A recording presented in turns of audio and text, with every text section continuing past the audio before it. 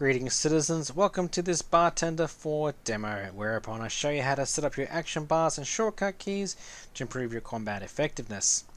First of all, I assume you will have installed Bartender 4. If you have not, instructions will be provided in the link below. Once you've got it, to launch Bartender 4, type into your chat window /BT. You will be presented with the Bartender 4 menu, which you can drag around like so. The first thing you want to go to is the profiles, which will allow you to set up a unique user interface for each of your characters. To do so, type in here something helpful to describe your user interface. You might use your character name. In this case, I'm going to use Bartender 4 demo. Click OK. Great. Oh my gosh, what's just happened? Well, it's taken away the user interface I had set up for this character and given me a default user interface with which I can mess around.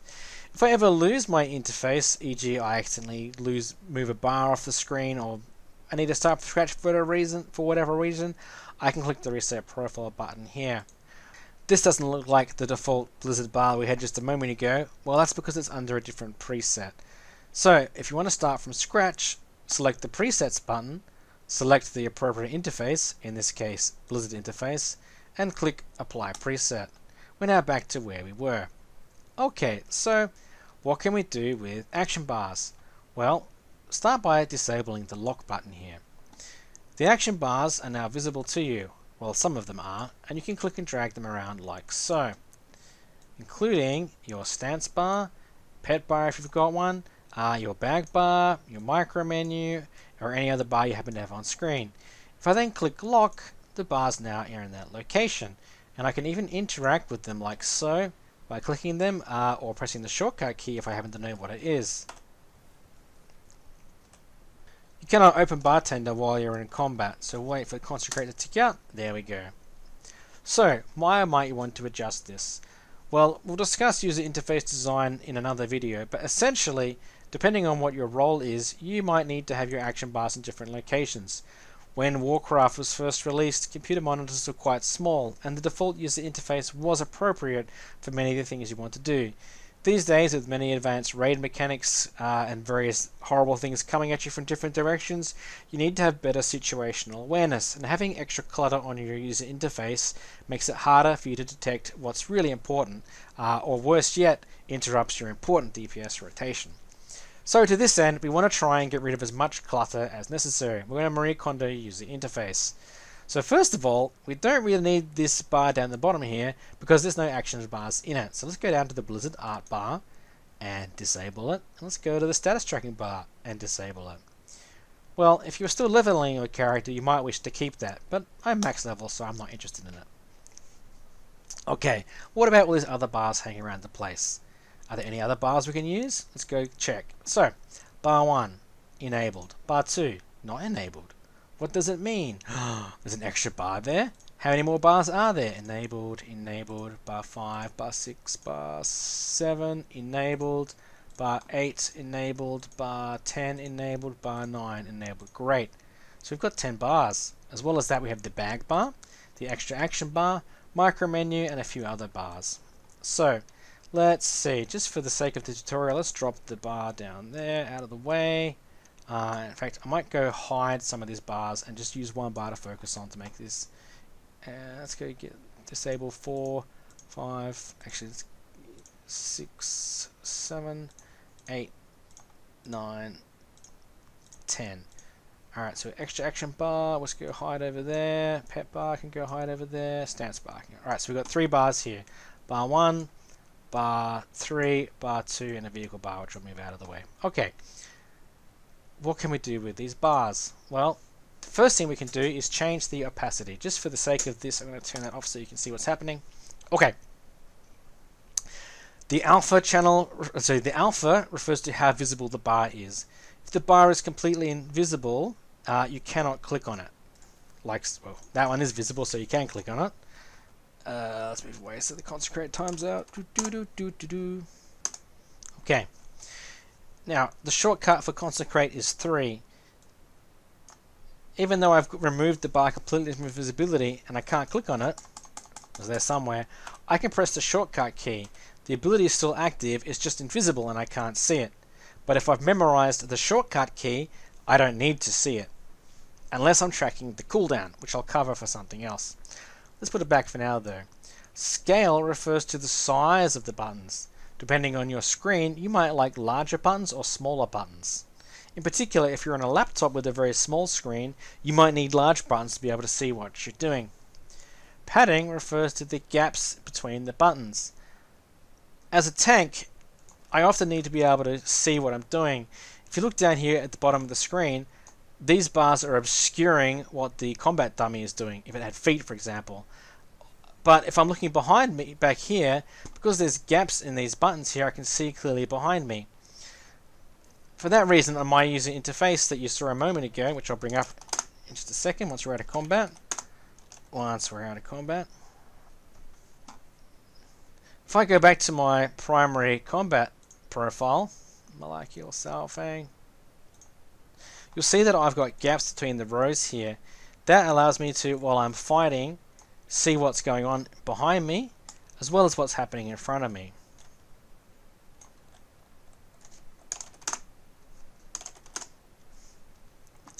Let's go back to the Bartender for demo, which is gone. There it is.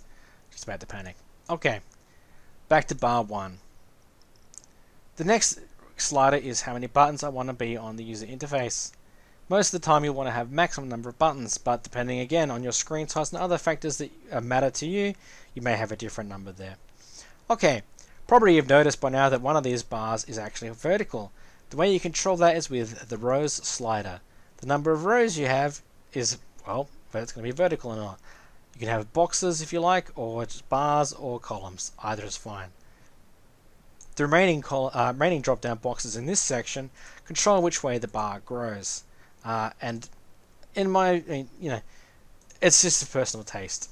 Okay, the button grid shows you which buttons in your action bar currently don't have buttons in place, so you can easily find them to drag new buttons to. For example, if I adjust the size for a second, the zoom, you'll notice that each of these buttons have a beveled edge. If I click the zoom, that will get rid of the bevel and cause the button to be its maximum space available, which might make it easy for you to see what's going on. The hide hotkey button, as you can see, each of these buttons has got a hotkey here, 1, 2, 3 and others. You can hide the hotkey if you don't need to see it, or if you don't want to see it. The hide equipped border button refers to items you have dragged into your action bar, for example this trinket. The trinket has no on-use ability, so I don't really need to have the equipped button visible. It gives me the false idea that I can use it. Really, I don't even need to have it on my action bar, except I have it because I have multiple trinkets, and from time to time I want to be able to hot swap them. The next section refers to the click-through of your buttons. So, eventually, you will use the mouse to turn your character if you don't already do so. If you accidentally right-click on, say, this button here and go to turn, unfortunately it picks up the button and drags that away instead of turning, which is not what you want. If I've got click-through enabled, when I right-click on this button, not only do I don't click it, but actually I can still move the camera as if the button actually wasn't there. There's also the button lock button. Button lock, at the moment I can click and drag my pieces away. If I lock the buttons in place, I cannot click them. Right now I'm trying to click it and nothing's happening. I can still click it though, with the mouse click, but I cannot drag it off. Use this once you've set your keybinds and action bars correctly so you don't accidentally move your buttons out of the place that they are supposed to be. The visibility tab controls what conditions allow this bar to be set visible. Now, remember earlier, we can have action bars be invisible and still be able to use the shortcut keys on them. So for example, if I've got always hide on, this bar is never visible. I can still press the buttons though and everything's fine. But perhaps there are different contexts where I don't want this bar to be visible. Let's say for example I don't want to see this bar unless I'm actually in combat. Now the bar is invisible until I start a fight, and whoa, there it is again. Not a problem. And once I'm out of combat, the bar will disappear. This will let me know very quickly if I'm in combat or not, and I can grab a drink. You can do this also when you're possessing, hiding in the vehicle UI, when you're in combat, when you've got a pet out or any other particular variation you can care to think of. The last tab I'm going to talk about is the positioning tab. So right now this is put somewhere random, but you can center it horizontally and vertically, and then make adjustments to the pixel to be pixel perfect to your desired location. E.g., -300 is there. Minus numbers on the y-axis go down. Positive numbers on the y-axis are up. Negative x is left. Positive x is right. Alright, so now we know how to mess around with the action bars. Let's talk about shortcut keys. Let's go to a user interface I prepared earlier. In order to change shortcut keys, we select the Key Bindings button. Make sure that the character-specific key bindings checkbox is marked, otherwise you're going to make changes to all of your characters. You may wish this if many of your characters have the same role or class, but often your shortcut keys will be unique for each character as you get more comfortable with them. Okay, so in order to change the shortcut keys, you just mouse over the button you wish to change and you hit escape to clear the shortcut. Let's go do a few shortcuts. I'm clearing a whole bunch of shortcuts here. There's no shortcut there. Why do I even have that there? Okay. And then I can go through and put new shortcut keys. So let's see. 1, 2, 3, R, F, Shift R, Control R, Shift F, Shift 2, Shift 3, 4, G, T, 5, Shift Q, Control Q, Shift D, Shift E, Shift 5. Now this isn't some weird secret code, there is logic behind where these pieces have gone, but it makes sense to me. You will have your own setup that makes sense to you. Typically I recommend having from 1 to 4, and then Shift 1 to 4, then Control 1 to 4, and then maybe Alt 1 to 4. You can also use the F keys if they're convenient for you to reach. You should keybind all of the abilities that you use as part of your regular rotation, such as these buttons here. Any defensive utility spells that you need, such as my row here. Any DPS cooldowns, such as this row here. As well as any utility buttons, such as these ones here. I've also keybound the world markers here that I would use in raid, and my raid markers over here. I've also keybound my mount 1, mount 2 for flying or more, and I've also got a few other emergency buttons tagged as well. And of course the Hearthstone, because I'm a paladin and I need to be able to bubble hearth it at a moment's notice. Okay, once you've finished setting your character bindings, hit OK and you're ready for battle. Okay, so for example, I use this bar here to track my cooldowns.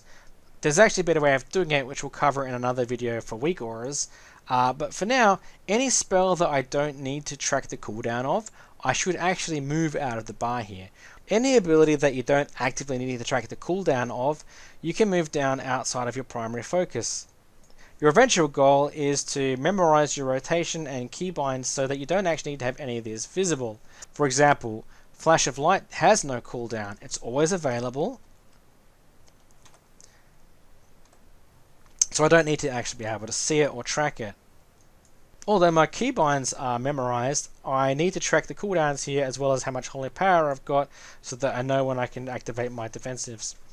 But for the main part, I can actually hide this user interface and still be reasonably combat effective. If I go and make all my bars invisible, 1, 2, 3, 4. Let's go see how much damage I can do to this combat dummy.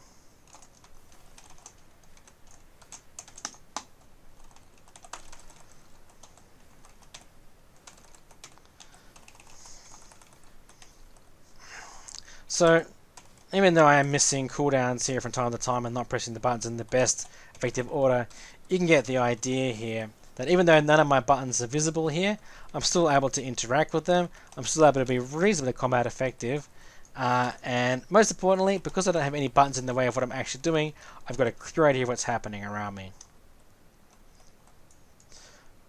And with that, this tutorial has come to an end. Your homework is to set up your action bars and your shortcut keys in a manner that is most beneficial to you, that helps you to be most combat effective. If this video was helpful to you, Please refer other players who could benefit from learning how to set up their shortcut keys, and I look forward to seeing you in a future raid. Good luck and good hunting.